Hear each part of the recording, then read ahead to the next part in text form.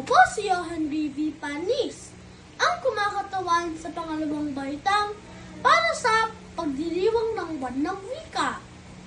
Suot ko po ngayon ang kasuotan ng isang dato o Muslim na tinatawag na peace para sa takip sa ulo, bagani sa damit na pang-itaas, at sawal para sa pantalon. Ito ay mula sa pangkat etniko ng Mindanao na ipinagmamalaki ang makulay na tradisyon at kultura ng ating bansa. Ang damit na ito ay sumisimbolo sa katapangan, yaman at pagmamalasakit ng ating mga ninuno. Sana po ay patuloy nating mahalin at ipagdiwang ang ating wika at kultura. Salamat po!